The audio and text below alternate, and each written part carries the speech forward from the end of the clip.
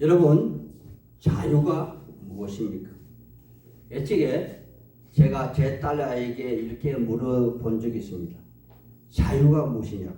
그랬더니 딸아이가 영어로 프리덤이라고 하더라고요. 그래서 제가 그때에 사진을 찾아본 기억이 있는데, 프리덤은 구애받지 않음 혹은 속박받지 않음이라고 풀이가 되어 있었습니다. 그렇습니다. 자유는 다른 사람의 강요가 아닌 자신이 원하는 것을 하는 것이 바로 자유입니다. 자기가 정말 좋아하는 그 무엇이라도 다른 사람의 강요에 따라서 그 무엇을 행했다면 그것은 진정한 의미에서 자유가 아닐 것입니다. 장성한 제 아들도 하나 있는데 이름은 민이라고 저와는 많은 다툼이 있는 편입니다. 제 아내가 아이를 임신하고 나서 아이가 태어나기 전에 제가 매일 새벽 기도를 하며 하나님께 구한 이름이 그 딸 아들 상관없이 하나님이 제게 주신 이름이 바로 민이입니다. 처음에는 저도 이 이름이 마음에 들지 않아서 혼자 이 이름을 주신 하나님께 불평불만하다가 책상에 앉아서 옥편을 찾아보았는데 뜻밖에도 옥편에 이러한 풀이가 되어 있었습니다. 민자는 하늘 민자이고 희자는 히브리 흰인의 희자라고 적혀 있었습니다. 그때 저는 적지 않게 놀랐습니다. 어떻게 한문 옥편에 히브리인의 희자라고 표현되어 있느냐는 그 이유 때문입니다. 그때 저의 성경 지식으로는 레위기 25장에 등장하는 50년 만에 찾아오는 흰인의 개념을 다는 몰랐겠지만 그럼에도 불구하고 조금 알고 있었기에 두 번 생각하지 않고 민이라는 이름을 그때 확정해드렸습니다. 그때는 이 이름이 나를 위한 하나님의 축복임과 동시에 아들이 하나님의 축복의 근원이며 축복 그 자체이기를 원했습니다. 하지만 지금 와서 그 이름의 뜻을 생각해보니 민이는 하나님이 주신 복의 근원이라는 뜻이 아니고 하나님이 주신 바로 자유라는 뜻이었다는 것입니다. 성경 창세기 1장에 보면 하나님은 6일 동안에 천지를 창조하셨습니다. 첫째 날에는 빛을 창조하셨고 둘째 날에는 궁창을 창조하셨고 셋째 날에는 땅과 바다를 그리고 넷째 날에는 해와 달 그리고 별을 만드시고 다섯째 날에는 공중의 새와 물고기를 그리고 여섯째 날에는 땅의 모든 짐승과 그리고 사람을 창조하셨습니다. 이처럼 하나님은 6일 동안 세상의 모든 것을 창조하시고 맨 마지막에 지으신 하나님의 사람에게는 특별히 하나님의 자신의 형상을 만드시고 그 형상으로 만드시고 생명을 불어 넣어 주셨습니다. 즉 생명을 불어 넣어 주시다는 것은 하나님의 생명을 나누어 주신 것으로서 하나님은 그들에게 사명을 주시어 그들에게 생육하고 번성하여 땅에 충만하고 땅을 정복하고 바다와 육지 모든 생물을 다스리고 땅의 모든 지면 위에 그 씨 가진 채소와 과일을 그들에게 식물로 주셨더랬습니다. 그런데 천지를 말씀으로 창조하신 하나님께서 무엇이 부족해서인지 인간 창조에 관해서는 다시 한 번 더 반복하여 창세기 2장에 말씀하시면서 어떻게 지으셨는지 그리고 어디에 살 것인지 그리고 무엇을 먹고 어떻게 살아야 할 것인지를 상세하게 기록하고 있으며 특히 여태까지 한 번도 언급이 없었던 죽음에 관하여 말씀해 주고 계십니다. 즉 이 죽음이 오늘 주제와 같은 자유의 문제입니다.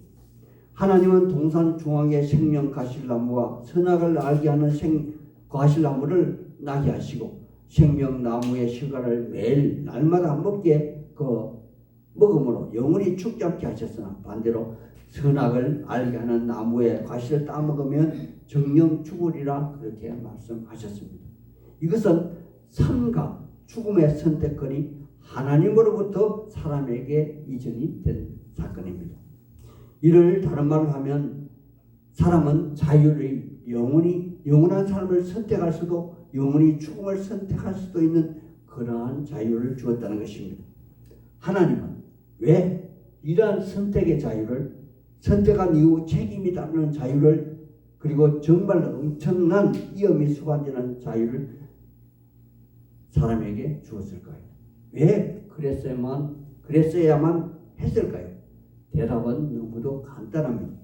사람은 어느 창조물과 달리 하나님의 형상 곧 하나님과 대화하는 사람, 하나님의 생명을 부여받은 사람, 하나님의 백성 아니 아들로서 하나님의 전 창조물을 관리하고 다스리고 지켜야만 하는 사람으로서 하나님과 같지는 않지만 하나님의 권한을 부여받았기 때문일 것입니다. 그런데 이 소중한 진정한 자유를 사람은 한 번의 실수로 전부를 잃어버렸습니다. 사람이 잘못된 선택을 하게 된 것이죠. 그 길과 그들에게 죽음이 찾아온 것입니다. 이제 사람에게는 더 이상 선택의 여지가 없는 듯 합니다. 이 시점에서 하나님은 전 우주의 창조물을 다시 한 번 더 바라보십니다. 정말 너무나 좋아서 토보 정말 좋구나 외쳤던 하나님이 다시 한 번 더 그 창조물, 그 우주와 사람을 구원하시기를 원하셨던 것입니다. 이것이 성경의 역사, 아브라함과 이삭과 야곱의 역사이며 이스라엘 역사이며 왕조와 다윗의 후손으로 오시는 예수님의 그 족보이기도 합니다. 하지만 이번에는 그 첫 번째와는 그 세 가지 면에서 차이가 있습니다. 그것은 사람의 진정한 자유에는 많은 제약이 따른다는 것이며 하나님의 선택 기준에도 차이가 있으며 이번에는 첫 번째와는 달리 결단코 실패할 수 없는 완전한 방법을 동원하셨습니다. 그 첫 번째는 사람이 죄의 종으로 사망의 그 지배를 받는 그러한 상태였다는 것입니다. 그리고 그 두 번째는 하나님의 예정을 입어 사람의 반응을 동반한 자의 하나여 한정된 사람을 선발 기준으로 삼았다는 것입니다. 그리고 세 번째는 하나님이 자신이 직접 자신의 생명을 담보한 완전한 사랑의 방법을 동원하셨다는 것입니다. 이렇게 세 가지 방법에서 완전한 자유를 사람에게 주시는 것이 성경의 역사는 아마 하나님이 천지를 창조하시기 전부터 이미 계획되고 예정되었으며 하나님의 섭리로 운영된 것으로서 계속해서 일하시는 하나님의 사랑의 방법으로서 그리스도인들에게 자유가 허락되어지는 것이라 학자들은 말하고 있는 것입니다. 이것이 장로교의 기초를 세운 칼빈의 예정론입니다. 그러므로 그리스도인의 자유는 이 세 가지 단계의 방법으로 완전하게 성취되는 것으로서 자세하게 한 번 더 살펴보려 합니다. 첫 번째, 그리스도인의 자유는 죄의 결과인 사망으로부터 벗어나는 것입니다. 사망에서 벗어나는 것은 잃어버렸던 생명을 다시 찾는다는 것으로서 본문 18절, 19절 그 말씀으로 제가 읽어 드리겠습니다. 주의 성령이 내게 임하였으니 이는 가난한 자에게 복음을 전하게 하시려고 내게 기름을 부으시고 나를 보내사 포로된 자에게 자유를 눈먼 자에게 다시 보게 함을 전파하여 눌린 자를 자유롭게 하고 주의 은혜의 해를 전파하게 하려 하심이라. 아멘. 이 말씀은 우리가 너무나도 잘 아는 구절의 말씀으로서 이사야서 61장 1절의 말씀으로서 1차 수신자는 바빌론 포로가 된 이스라엘 백성들에게 해방을 주시겠다는 그러한 말씀이며 영적인 2차적인 말씀 그 수신자는 사망에 매여 종로로 사는 하나님의 백성들이 질고와 고난과 죽음으로부터 벗어나게 하는 진정한 메시아가 하나님의 영을 덧입고 오셔서 최초의 사람 아담이 누렸던 평안을 누리는 삶을 다시 살게 하신다는 그러한 말씀인 것입니다. 우리가 잘 알듯이 구약의 사건은 전부가 모형이며 예표의 사건으로 레위기 25장에 등장하는 희전이 돌아오면 노예로 팔려갔던 자가 자유를 얻어 다시 돌아오고 살인을 하였던 자가 다시 노임을 받으며 잃어버린 이 영원한 생명을 다시 돌려받게 된다는 것입니다. 이러한 모든 것은 메시아가 오시면 구원자가 오시면 하나님의 사람의 접근을 화연금으로 막았던 것을 하나님이 허락하시고 태초의 사람 아담에게 허락한 나군의 생명 과실을 먹게 하신다는 것입니다. 또한 이 땅에서는 영생을 바라고 모든 것을 포기한 탐욕의 세상에서 가난하게 살았던 그들에게 복음의 기쁜 소식을 전하는 그런 말씀인 것입니다. 그러므로 저먹고 흠없는 하나님의 아들 예수가 오셔서 선악을 알게 한 열매를 먹음으로 사망의 노예로 전락한 자가 해방되어 영원한 자유를 얻고 또 그 열매를 나누어 줌으로 해서 사막에 이르게 한 이웃이 사함을 받으며 잃어버린 형상, 잃어버린 낙원을 다시 돌려받게 된다는 그러한 사건입니다. 이러한 과정에서 아직 육신을 입고 있는 자가 메시아를 만나게 되면 중풍병자가 다시 일어나며 눈먼 맹인이 앞을 보며 심령이 가난한 자가 천국을 바라보며 즐거워한다는 그런 표현으로 기록되어 있습니다. 이것이 진정한 그리스도인의 첫 단계 자유를 성취하는 것으로 억눌림에서의 자유를 표현하고 있습니다. 그러므로 사람이 하나님이신 예수님을 만나면 예수님과 동행을 한다면 불완전한 육신이 불완전한 환경이 하나님이 정하신 때 하나님의 영광을 받으시는 시기적절한 때에 그때가 온전하게 된다는 그러한 사실인 것입니다. 여러분, 온전하다는 말은 모든 면에서 자유하다는 그러한 말일 것입니다. 환경은 과부족이 없고 나의 상처는 불편함이 없는 그러한 낙원의 회복입니다. 물론 이것은 우리의 예수님이 이 땅의 기준에서 행해지는 그러한 기준이 아니라 저 천국의 주인으로 왕으로 천국의 잣대로 행해지는 일들을 말하고 계신다는 것입니다. 제가 가스펠송 한 구절을 불러보겠습니다. 나 자유 얻었네, 너 자유 얻었네, 우리 자유 얻었네. 나 자유 얻었네, 너 자유 얻었네, 우리 자유 얻었네. 주 말씀하시길 제사슬 꺾었네, 우리 자유 얻었네. 나 자유 얻었네, 너 자유 얻었네, 우리 자유 얻었네. 그럼 제가 여기서 잠깐 돌발 퀴즈 하나를 내겠습니다. 그렇다면 억눌림의 주체는 과연 누구이겠습니까? 많은 사람들은 돈에, 권력에, 사랑에, 질병에, 환경에 어떤 이들은 아들에게, 남편에게 억눌림을 받았다고들 합니다. 진정 이들이 억눌림의 주체는 과연 누구입니까? 남편이, 사랑이, 돈이, 질병이 아니면 다른 누구이겠습니까? 진정 억눌림의 주체는 과연 누구입니까? 마귀입니까? 아니면 이웃입니까? 아니면 그것도 아니면 자기 자신 본인이겠습니까? 실상은 억눌림의 주체는 성경을 기준으로 살펴본다면 천지를 창조하신 창조주 여호와를 모르고 섭리하시는 하나님을 모르고 그러면서 그를 경외치도 않는 자기 자신이며 선악을 기준으로 하나님의 입장에서 이웃을 판단하는 그들 자신이며 그러면서도 자기 자신이 누구인지도 모르고 자기 자신이 누구인지도 모르는 영구로 잘못된 것도 모르고 잘못을 모르므로 회개하여 돌아오지도 않는 그들 자신이 바로 의인이라 착각하는 자로서 자기 자신이 진짜 억눌림의 주체라는 사실입니다.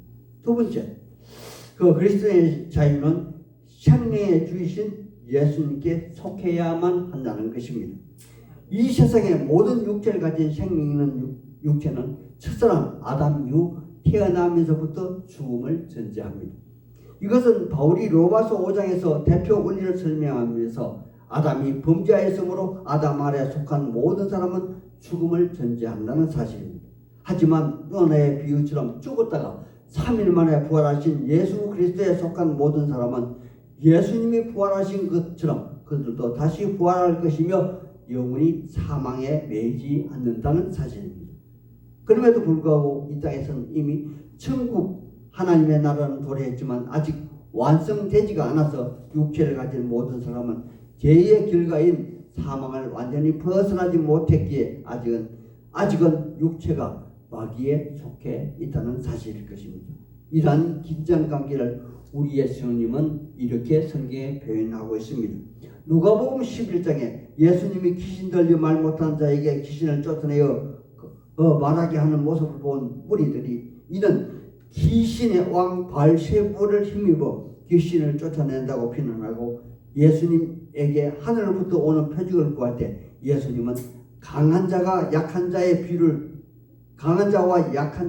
들면서 강한 자의 그 도움으로 마귀를 내어 쫓으나 그가 강한 자를 주인으로 모시지 아니하였을 때 쫓겨난 더러운 귀신은 24절에 물 없는 곳을 피해 두루 다니다가, 여기서 물은 무엇을 의미하느냐면은 하나님의 은혜를 나타내는 것이므로 하나님의 사랑의 결정체 바로 예수님을 말하는 것입니다. 즉 예수 없는 것을 피하고 그 예수 없는 곳으로 다니며 쉴 곳을 찾지 못하고 다시 그 집으로 돌아오니 집은 깨끗하게 청소되고 수리되었으나 주인이 없으므로, 예수가 없으므로, 물이 없으므로 나가서 다시 더 악한 귀신 7을 데리고 들어와서 거하니 그 사람의 형편이 처음보다 나중에 더 심하여졌다, 이렇게 표현하고 있습니다. 믿지 않는 사람들은 자기 자신을 아무에게도 속하지 아니하였다, 아무 신도 믿지 않는다고 무신론자라고 그렇게 말하는 사람들이 아주 많습니다. 하지만 그것은 잘못된 지식을 가지고 있는 것입니다. 앞서 말씀드린 것처럼 태어나서 죽지 않는 사람은 이 세상에 한 사람도 없습니다. 그러므로 그들은 사망의 주관자, 이 세상의 공중 거시에 잡은 자, 마귀, 옛뱀, 거짓말하는 영에게 속해 있다는 사실일 것입니다. 요한복음 8장 31절 32절에 예수께서 자기를 믿는 유대인들에게 이르시되 너희가 내 말에 거하면 참으로 내 제자가 되고 진리를 알지니 진리가 너희를 자유롭게 하리라, 이렇게 말씀하십니다. 이와 같이 예수님은 마귀보다 강한 분이시며 믿는 자에게 자유를 주시는 진리 그 자체이십니다. 그러므로 죽음을 안겨다 주는 마귀에게 속한 것이 아니라 진리이신 예수님에게 속해 있는 사람은 온전한 자유를 소유하게 되는 것으로 영원한 생명을 소유하게 된다는 사실입니다. 제1에서 자유를 얻게 함은 보혈의 능력, 주의 보혈, 시험을 이기는 성리되니 참 놀라운 능력이로다. 주의 보혈 능력이 있도다. 주의 피 믿어. 주의 보혈 그린 양의 매우 귀중한 피로다. 세 번째, 최상의 단계로 참 자유를 소유한 자는 사랑으로 서로 종노릇 해야 한다는 사실입니다. 자유의 서신이라 부르는 갈라디아서 5장 13절에 이러한 말이 있습니다. 형제들아, 너희가 자유를 위하여 부르심을 입었으나 그러나 그 자유로 육체의 기회를 삼지 말고 오직 사랑으로 서로 종노릇하라. 바울이 갈라디아 교회에 이렇게 권면하고 있습니다. 그러나 그 말씀은 조금 주의하여 들어야만 합니다. 왜냐하면 갈라디아서 5장 1절에 그리스도께서 우리를 자유롭게 하시고 자유를 주셨으니 그러므로 굳건하게 서서 다시는 종의 멍에를 매지 말라, 그렇게 말씀하십니다. 즉 1절의 말씀은 종의 멍에를 매지 말라는 것이고 13절의 말씀은 서로 종노릇 하라는 그런 말씀인 것입니다. 다시 유의하여 말씀을 드리면 1절의 말씀은 마귀와 대적이 되는 그리스도인의 자유로 사망과 생명으로 구별되는 종의 멍에를 매지 말라는 것이며 13절의 말씀은 생명 안에 예수 그리스도 안에 있는 자들끼리 서로 이익을 위해서 사랑으로 봉사하는 최상의 자유를 말하고 있는 것이므로 서로 종노릇 하라는 그러한 것입니다. 이것은 창조주 하나님이 창조물인 사람의 진정한 자유를 위해서 종의 멍에를 메고 그 고난을 받아 질고를 당하시고 마침내 십자가를 지시어 죽으시고 다시 살아나셔서 사람들의 처소를 준비하러 가신 그러한 것입니다. 이처럼 누가복음 4장 18절 19절의 말씀은 하나님의 아들 예수님이 그를 믿고 따르는 제자들인 그리스도인의 자유를 위하여 종의 멍에를 메고 그의 사역을 시작하시면서 자기 자신의 정체성을 말씀하신 그러한 말씀이기도 합니다. 그러므로 그리스도인은 결코 값싼 자유가 아니라 하나님이 사람을 향한 사랑과 그의 아들의 고귀한 죽음을 통해서 얻는 생명의 자유인 것입니다. 그 서막이 바로 오늘 읽은 누가복음 4장 18절 19절 말씀인 것입니다. 집에 가서 다시 한 번 더 읽어보시기 바랍니다. 다시 한번 더 정리하여 말씀을 드린다면 그리스도인의 자유는 바울이 갈라디아서를 통하여 걱정한 바 사망에 매여 있는 육체를 위하여 자기 자신만의 쾌락의 기회로 삼는 어리석은 그러한 지식의 소유자가 아니라 자기 자신만의 자기 이 세상의 자유와 차원이 다른 그 영원한 생명을 되찾는 그러한 하나님의 사람으로서 이 온 우주에 하나님이 창조한 모든 동식물과 자연 만상의 관리자로서 하나님의 형상을 부여받은 자로서 그 역할을 다하는 참 자유를 말하는 것입니다. 최초의 사람 아담과 하와처럼 선악과를 따먹고 하나님처럼 판단하다 죄의 종으로 사망에 매여 모든 것을 잃어버린 그러한 존재가 아니라 하나님의 창조물을 관리하는 관리자로서 회복을 말하는 것입니다. 지금까지 자유에 대하여 제가 3단계로 정리해 보았는데 다시 한 번 더 정리해 보겠습니다. 그 첫째가 마귀의 종으로부터 벗어나는 것이고, 둘째가 진정한 그 진리 안에 예수 안에 사랑의 그 빛 안에 예속되어 진리로 채워지는 것이고, 마지막으로 세 번째가 창조주 하나님의 사랑을 따라 서로 진리의 빛 아래서 하나님의 사람들을 심판하는 것이 아니라 부족한 부분을 채워주는 종의 역할을 다하는 것입니다. 우리 이 자리에서 우리 교회 사람들은 진리에 속한 그 영원한 천국에 속한 참 자유를 소유한 하나님의 사람들인 것입니다. 그럼에도 불구하고 제가 앞서 말씀드린 것처럼 우리는 아직 죄의 결과물인 육신의 몸을 입은 불완전한 상태이므로 더 자세하게 하나님의 알기를 힘쓰고 자기 자신에 대해서 공부해야만 한다는 것입니다. 이 땅에서의 진정한 자유는 하나님을 알고 나를 아는 데서 나오는 것이기 때문일 것입니다. 오늘 결론의 말씀으로 고린도전서 9장 19절의 말씀을 제가 읽어드리겠습니다.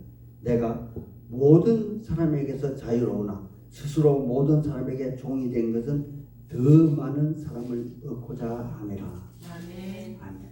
즉 그리스도인의 자유는 영원한 생명을 소유하는 것으로서 이 땅에 살지만 이 땅의 문제에 예속되지 않는 그러한 자유입니다.